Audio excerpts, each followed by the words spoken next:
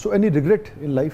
بس یہ ریگریٹ تو نہیں کہنا چاہیے تھا، لیکن یہ کہ ہمیشہ یہ احساس ہوتا ہے کہ اور زیادہ خدمت کر لیتا اپنے والدین کی، اور ایک خواہش ہوتی ہے کبھی کبھار کہ میں ان کو دکھا سکتا کہ یہ ان کے لیے ہاسپٹل اور میڈیکل کالج اور کینسر. تو کسک ہو گئی نا ایک طرح سے، کسک رہی ہے. کوئی گلٹ جو لگتا ہے کہ یار یہ غلطی ہو گئی تھی، نہیں ہونی چاہیے تھی؟ بڑی نئی گاڑی تھی میری، تو مجھے یاد ہے ایک بندہ سوزوکی پیچھے لاتا جا رہا ہے اور وہ آگ اس نے ماری. تو میں نے اسے کہا کہ یار تم اندھے ہو اور دیکھ کے نہیں جاتے. اور جب اس نے مڑ کے دیکھا نا یوں کر کے مجھے، تو وہ بیچارے کی آنکھیں یوں کر کے تھی نا، تو مجھے وہ ترس آیا واقعی. اور میں نے توبہ کی کہ یہ تو واقعی بیچارہ نہیں دیکھ سکتا، مطلب سکوینٹ آئی تھا. ٹھیک ہے، مگر سوزوکی چلا رہا تھا. ہاں وہ کام کر رہا تھا کہیں پہ، تو وہ اگر دیکھ رہا تو اس سے میں معافی مانگنا چاہتا ہوں. اور ایک بندے نے مجھ سے پیسے مانگے تھے، ابو نے کہا تھا کہ اس کا گھر کی چھت گر گئی ہے. ابو بہت بڑے دل کے تھے، تو میں نے کہا جی میں دے دوں گا. تو پتہ نہیں کتنے پیسے مانگ رہا تھا، 70-80 ہزار. اور ابو کے پاس لوگ آتے رہتے تھے، اینومی دے دے، اس طرح وہ کہہ دیتے تھے نا. تو میں کہتا تھا کہ یہ لوگ نا ابو آپ کو نا آ کے تنگ کرتے ہیں جان کے، جھوٹ بولتے ہیں، اور بولتے بھی تھے. تو خیر میں نے اس کو کوئی 20-30 ہزار روپیہ دے دیا. تو کہتا ہے تسی جان لگے مجھے چھاڑ دو گے؟ میں نے کہا ہاں بیٹھ جاؤ ساتھ. تو رستے میں کہتا ہے میں باقی پیسے لینے کے لیے کب آؤں؟ میں نے کہا یار میں نے تمہیں دے دیے ہیں. تو مجھے 20-30 میں نے دے دیا اس کو، تو باقی وہ شاید 40-50 مانگ رہا ہوگا. تو وہ 30 جو نہیں دی ہے اس کو میں نے. خیر وہ اتر گیا گاڑی سے، تو میں گاڑی چلانے لگ گیا. پھر میں اپنا گانا بنا رہا تھا کوئی اس طرح. تو میں سوچ رہا تھا یا اللہ یہ بھی ہٹ ہو جائے، وہ بھی ہٹ. تو پھر میں نے سوچا کہ تمہیں اللہ نے اتنا دیا ہے، تم اور مانگ رہے ہو. تو تم سے اس نے جو سرٹن اماؤنٹ مانگی تھی، تم نے اس کی آدھی اماؤنٹ دے دی کہ یار باقی جو ہے وہ میں میرٹ پہ کسی کو دوں گا، اس کا تو بنتا ہی نہیں ہے حق. تو اگر اللہ میرٹ پہ دینے پہ آ گیا تو پتہ نہیں ہم تمہاری باری آئے گی، ہے نا.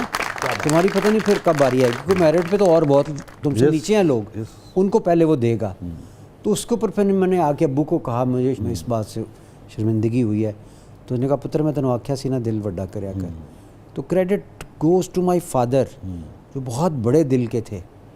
کوئی خواب جو لاج بات ہے آپ کو بہت، آپ ان لوگوں میں سے ہیں جس کو بے پناہ نوازا باری تعالیٰ نے، مگر آپ کو لگتا ہو کہ یار اچھا اب اس کی عمر گزر گئی، اب کچھ بھی ہو جائے یہ خواب پورا نہیں ہو سکتا، چاہے بچپن کا ہو چاہے یہ جہاز جو پڑا ہے یہ نکلا نہیں آپ کے دل سے؟ نہیں، ابھی میں تھوڑی دیر پہلے اس کے بارے میں سوچ رہا تھا. آپ پلیز خود بیان کیجئے. یہ میں جہاز خریدنا چاہتا تھا جی، گاڑی میں نے لے لی تھی اپنی مرضی کی. بلو جب ہٹ ہوا تو جہاز کے لیے پیسے جمع کر لیے تھے، بات بھی ہو گئی، والدہ کا انتقال ہو گیا. تو پھر دل کیا ہی نہیں. تو اس کے پیسوں سے پھر وہ زمین خریدی تھی ناروال والی. اچھا میرا خیال تھا کہ اب وہ جہاز اب نکل گیا ہوگا آپ کے دل سے، شاید کہیں نہ کہیں رہتا ہوگا اندر، لیکن اس کے اوپر میں نے ڈھیر ساری مٹی ڈال دی. اس کے اوپر سہارا بن گیا نا. اس کے اوپر سہارا بن گیا. ہیپیسٹ مومنٹ ابرار الحق کی زندگی کا؟ ماں ہے، میں ہوں، اور ماں دروازے میں کھڑی ہے، اور میری خوشی اتنی ہے کہ میری باتیں کھلی ہوئی ہیں، اور میں اگر چاہوں بھی نہ کہ میں اس خوشی کو روک لوں اور پریٹینڈ کروں کہ میں آج خوش نہیں ہوں، تو وہ میں نہیں کر سکتا.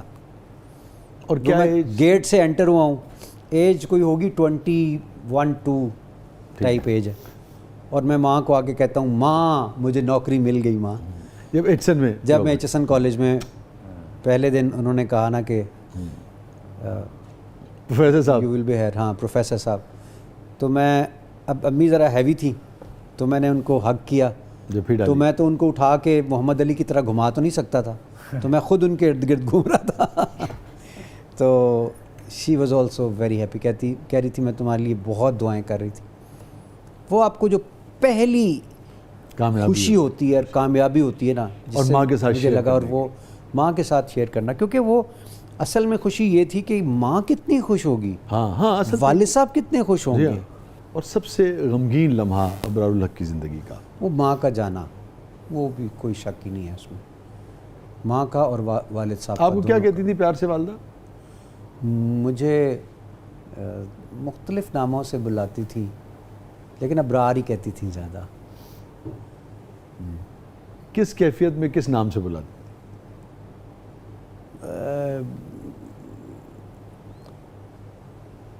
وہ جس طرح وہ بچوں کو کڈنگ کرتے ہیں نا صحیح معنوں میں، وہ بیبیز کو جس طرح سے وہ مجھے کرتی تھی، وہ مجھے وقت یاد ہے اسی طرح سے. بیکاز میں شاید بیبی آف دا فیملی تھا، تو میں نے بہت دیر ان کے ساتھ وقت گزارا، اور میں روم شیئر کرتا تھا امی ابو کے ساتھ. تو میں ان کے بازو کو تکیہ بنا کے سوتا تھا اس پہ، اور وہ وقت کمال تھا، جسے most relaxed moments of my life. مگر کوئی ایسی بات جو آپ کو لگتا ہے یار اچھا میں ماں سے کہنا چاہتا تھا یا کہنا چاہتا ہوں مگر اب وہ نہیں ہیں، نہیں کہہ سکا کبھی، تو کہیں سن رہی ہوں گی، دیکھ رہی ہوں گی، آپ ہیں اور کیمرہ ہے، آپ کہہ سکتے ہیں؟ امی کو میں یہی کہوں کہ آپ تھیں تو سب کچھ تھا، اس کے بعد جانے کے بعد کچھ بھی نہیں.